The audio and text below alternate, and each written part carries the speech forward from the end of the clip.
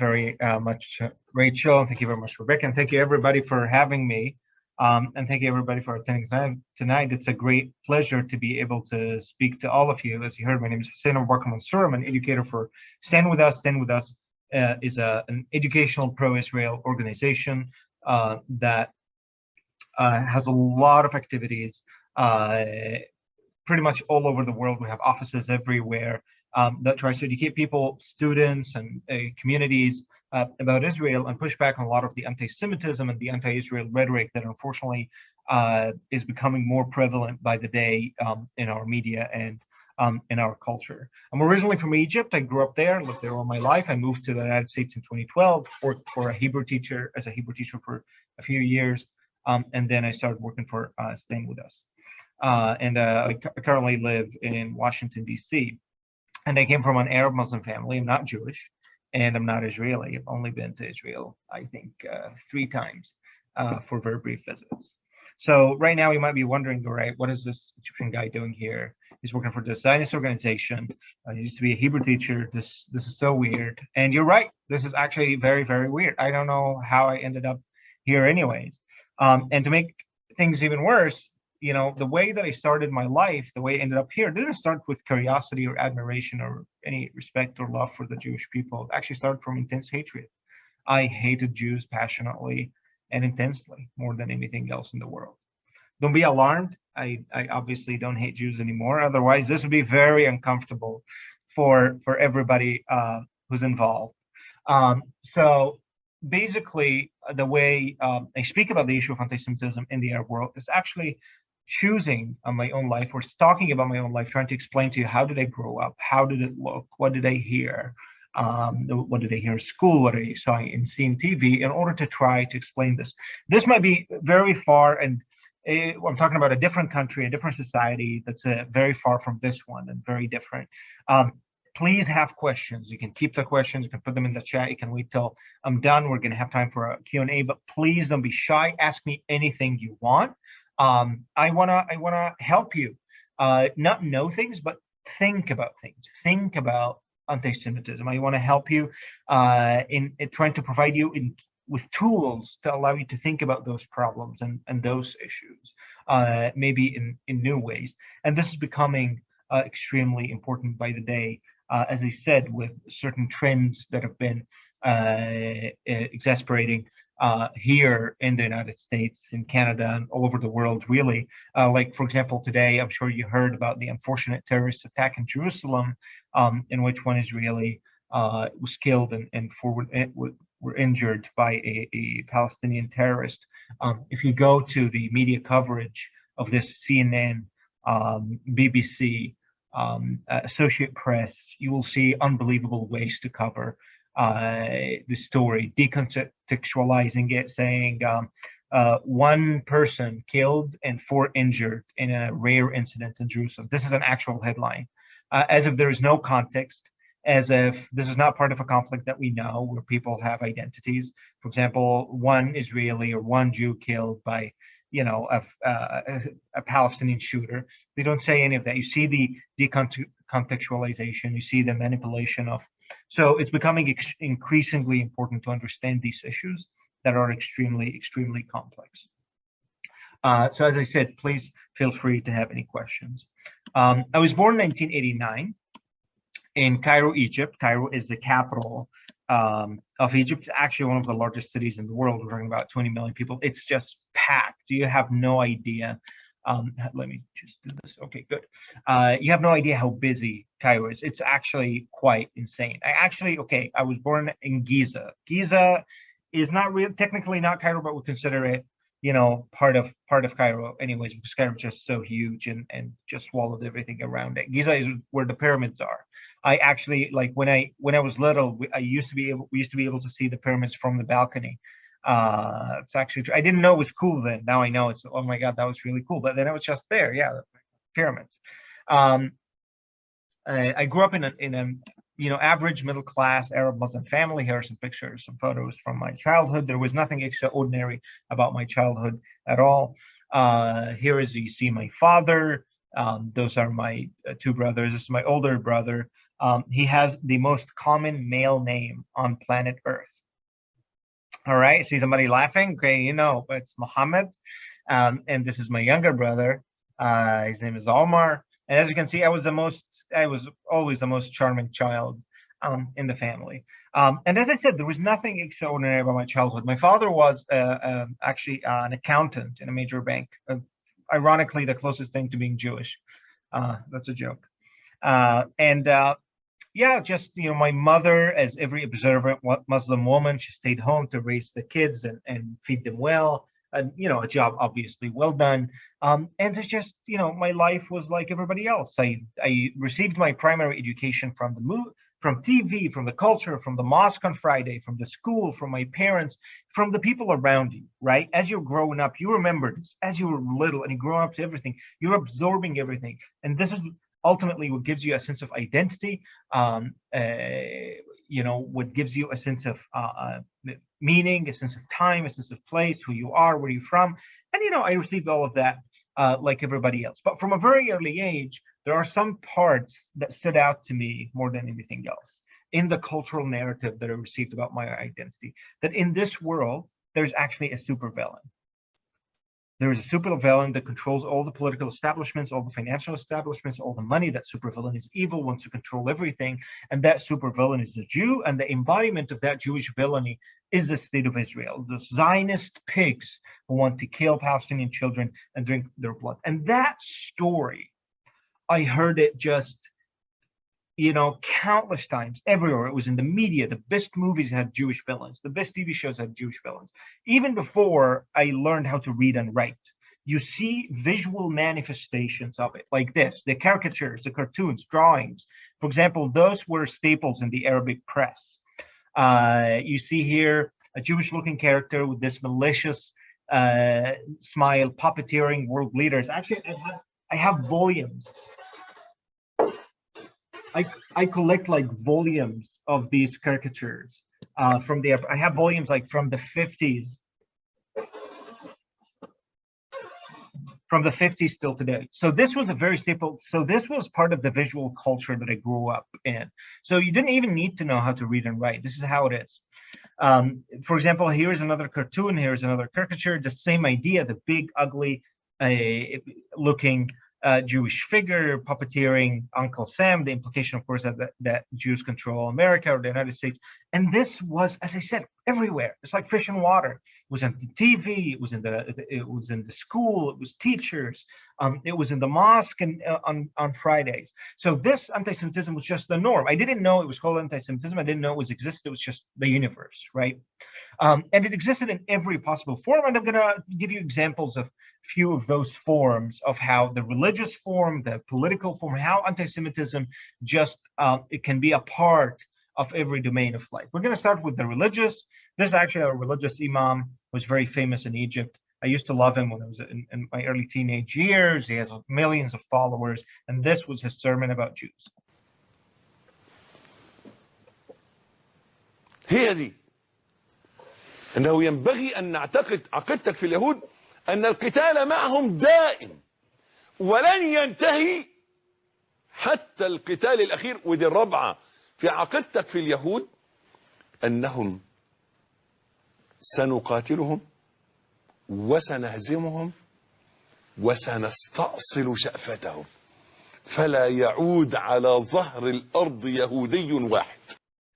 So this kind of rhetoric was very common from a lot of religious leaders. This guy was not just some, I don't know, Southern Baptist church like wacko in the fringe. He had millions of followers. I used to follow him. This guy was extremely, extremely popular, and people like him, and that's exactly what you said. You must believe we'll fight them, we'll annihilate them. There's a salvific story. There's an apocalyptic sense of how this is going to happen. So this kind of religious anti-Semitism existed. Here is another example of religious anti-Semitism. هم اليهود لعنهم الله وغضب عليهم وجعل منهم القردة والخنازير. So these are the Jews. God cursed them and he made them into apes and pigs. He's a Saudi cleric. By the way, this would not happen today in Saudi Arabia anymore. And I'll say this about this more at the end because there are a lot of changes happening in the Middle East. But this is a Saudi cleric Allah cursed the Jews and he turned them into apes and pigs. I don't know how many of you are familiar with apes and pigs, just by show of hand. Anybody heard this? Okay, all right, good. So apes and pigs is a particular anti-Semitic slur that is particular to the Muslim world. And it has a certain context that comes from early Islamic traditions and stories about God turning Jews into apes and pigs. So it's very particular. So when you hear apes and pigs, basically it's an anti-Semitic slur that is special to Muslim countries. So these are forms of religious anti-Semitism. Anti-Semitism is also heavily used in political discourse. This is just one example. This was the actual former president of Egypt. This guy was elected president. Warmongers, descendants of apes and pigs, we just talked about this. The bloodsuckers who attacked the Palestinians. He actually, in the same video that I can't find, it used to be online, I couldn't find it anymore, unfortunately. He went on to saying, we need to nurse our babies on hatred for Jews. Almost quote. So you see that anti-Semitism is also heavily involved in politics. It's actually, I would say that politics is the primary domain of anti-Semitism.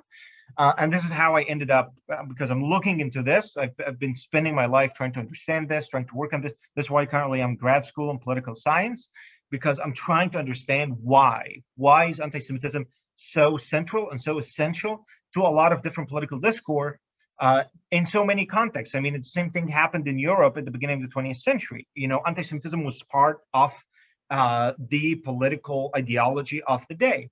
So what does anti-Semitism have to do with politics? But anyways, that's another question we'll talk about. Maybe you'll ask me about it at the end. But as you can see, anti-Semitism as a religious discourse, anti-religious is a political discourse. Remember that those are the serious things. These are the things that matter to people, right? This is like real life stuff. And because of anti-Semitism that's so pervasive in both entertainment and politics, in the visual culture, it's a mega narrative. It's a meta narrative about history. It has like super villains. It's very fascinating. I was fascinated by it as a child. It also makes great entertainment, right? It's a great source for movies. Like you make a movie and you're a villain. I don't know if you guys like watched the American movies from the 80s when all the villains were Russian, right? Because, you know, that was the era where, you know, America had a rivalry with the Soviet Union. So it's the same thing. The hatred for Jews makes excellent source of entertainment, which reinforces the bigotry or the prejudices or the ideas that most people have. Here in the shell, on this shelf, you see the bestseller book is The Protocols of Zion. The Protocols of Zion is an anti-Semitic forged book that supposedly describes the Jewish conspiracy for world domination. Here's a scene from a TV show that actually was airing when I was growing up in order to show you how does anti-Semitism look in entertainment. This is a soap opera. اصلا نحن في عندنا مهمه القياده ولازم ننفذها بسرعه. ايه شو هي؟ اسمع، بدنا دم طفل مسيحي قبل الفصح مشان الفطير. ما تعصر دماغك كتير. جوزيف ابن إيلين جارتكم. جوزيف؟ طب ليش جوزيف بالذات يعني؟ بعدين فهمك. All right. So here supposedly, let's analyze this for a second, okay? So here supposedly the scene, this is part of a soap opera. It's an entertainment, it's on TV. It actually aired in the month of Ramadan.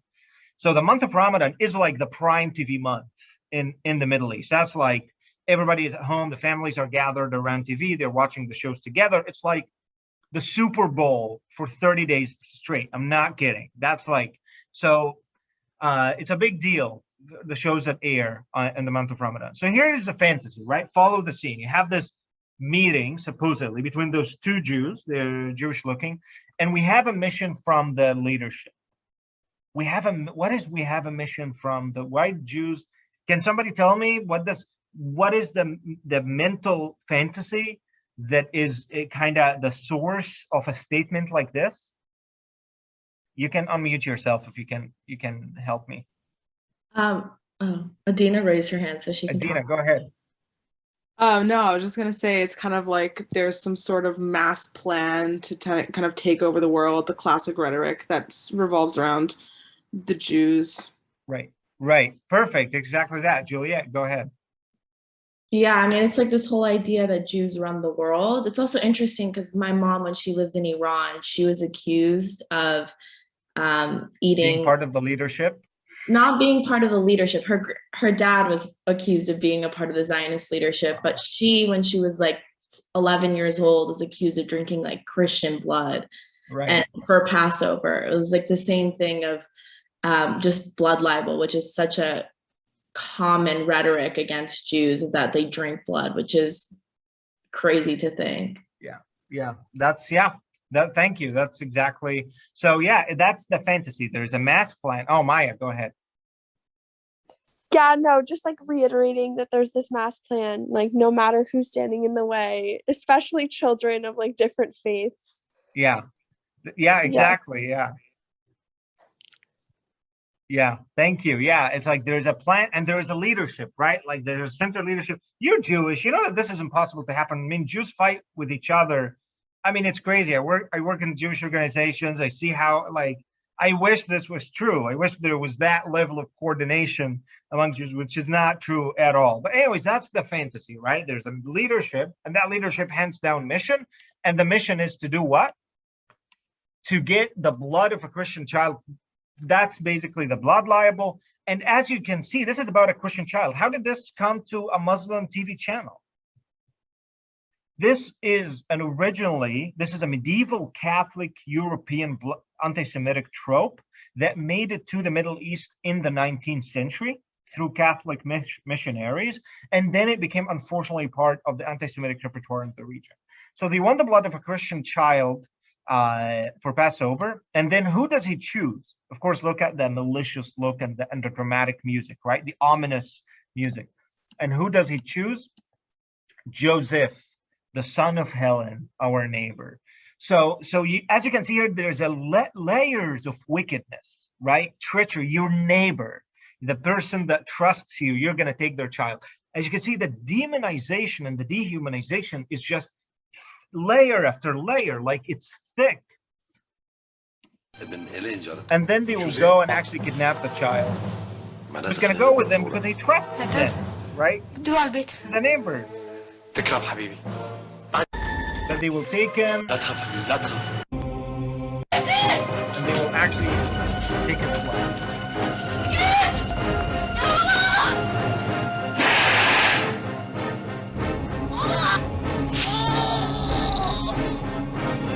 Quite psychotic.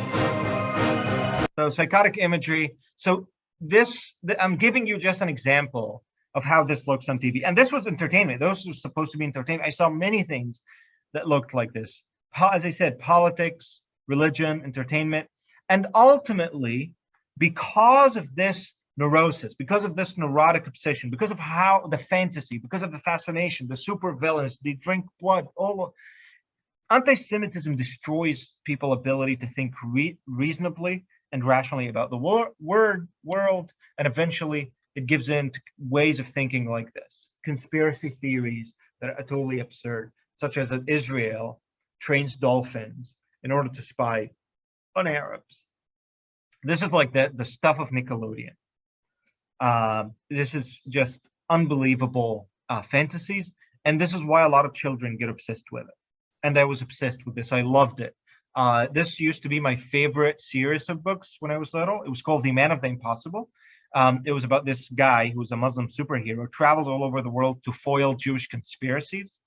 And this was his nemesis, that woman. He finds her everywhere and she escapes.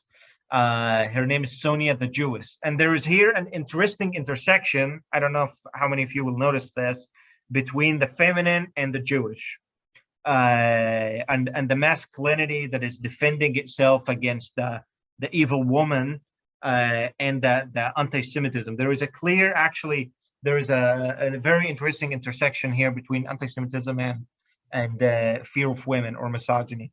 And maybe we'll talk about that at the end. Anyways, so I used to read this as a little. Unfortunately, a lot of this anti-Semitic material filters down to children in cartoons, and this is why in Israel they end up with things like this. Here's a video from the old city in Jerusalem for August 2019, a CCTV camera. Two Palestinian children, one of them 13 and one of 14, are going to try to stab those Israeli soldiers.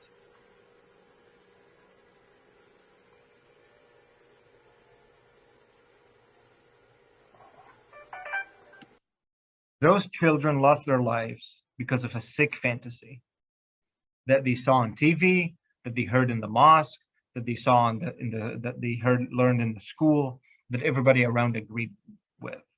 They will never play another video game. They will never watch another movie. They will never go to college. They will never hold a job because they are dead because of that sick fantasy. Those two children are not Al-Qaeda. They are not Bin Laden. They are not ISIS. They are children. They are human. And this is how tragic this is, both for the Palestinians and both for the Israelis, that you have real people who dehumanize themselves by believing dehumanizing fantasies about others. The dehumanizing fantasies that those children learned about those Israelis, those Jews, that they are not human and they should die, caused them to also dehumanize themselves till they actually lost their own lives. This is how this works. I was like them. I just, the difference is they were Palestinians. They lived in Jerusalem. I was in Egypt. There are no Jews. There are no Israelis. But I believed in this nevertheless. And it wasn't, I thought that this was true, and I was so obsessed with this that I went online and I taught myself Hebrew, the dark language of Mordor. Those evil Jews, in order to understand what Israelis talk about, what Jews think. And I discovered how different the reality is from the fantasy. I'm like really summarizing very painful years of my life in which I discovered that all of this is a fantasy. And it completely transformed me very painfully. It was not easy at all. I was alone. I did it on the internet. It almost happened to me. I resisted it. But it's just learning more and more about the history of the world, the history of the Jewish people, anti-Semitism, the Holocaust, reading Jewish literature, reading Jewish history, and discovering that Jews are not this supervillain, but this Middle Eastern minority, this Middle Eastern nation that's been expelled, murdered century after century, country after country, for no reason whatsoever. To discover that Zionism is not some colonialist, expansionist, evil ideology that wants to liquidate the natives and steal the land, and all of this garbage that I don't know if you heard it or not already, but you find a lot in academia or in the media, even in America now. I discovered that Zionism, no, it was a movement about people who wanted to liberate themselves, who wanted to have freedom, who wanted to have decency and dignity. It completely transformed me. It broke my heart, made me depressed because I was living in a reality where anti-Semitism became the norm. But I decided that I'm going to go to college. I'm going to learn more about this. So I tried to major in Hebrew and Jewish studies in Egypt. And I'll show you some of my professors. Those are professors of Hebrew. Like, those people know, theoretically speaking, they know Hebrew more than you do. They have PhDs in Jewish studies, so they know more than you do about Judaism. And this is them on Egyptian national TV. Egypt, by the way, is a nation of over 100 million people. And it's not like America. It's not like they have a million TV channels. They don't have that many. The government have very few TV channels. So here's a professor of Hebrew on Egyptian national TV. يعني هي في سورة الدم في عيد الفصح بيعملوا نوع من أنواع الفطير بيكون مختلط بالدم. دم حقيقي؟ دم بشري. بيجيبوه منين؟ ما اعرفش والله بصراحة. Here's another professor. This guy taught me 5 classes. He's now the chair of the Hebrew studies. His name is Amr Abdelhad. مسألة العنف في الشخصية الإسرائيلية أو الروح العدوانية في الشخصية الإسرائيلية هي موجودة. So as you know, the Israeli evil is just part of the Jewish genes. The Jews can't help it. This is basically a Nazi racial theory. And that's what I used to say in class all the time. All right. Maybe I'll skip this. All right. Anyways, so yeah, I go to school and I find that this is what's being said. This is what's being taught. I get angry even more. I don't know what to do. Now I can't trust anybody. I can't trust, I'm young and I know that all the adults are living in a fantasy. None of this is true. And then I decide actually to start doing something about it. I start to blog about it, and I decide foolishly to visit the Israeli embassy. The Israeli Academic Center, which was part of the Israeli embassy, doesn't exist in Egypt anymore. Back then in 2009, it did exist.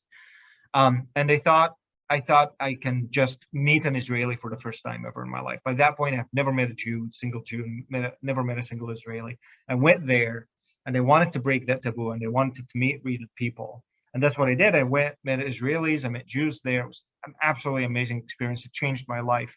But after stepping out of that building, I started getting called, interrogated, harassed by the Egyptian government, by the kind of the equivalent of the Egyptian FBI. And I get threatened, and I blog about it. It gets published in Ynet. Ynet is a major Israeli newspaper. If you ever heard about it, here's just what was published then. That was, as you can see here, that was January 6th, 2010. Hussein, a Hebrew student, arrested by authority after walking out of the Israeli Academic Center. This article comes out. After it comes out, I get arrested.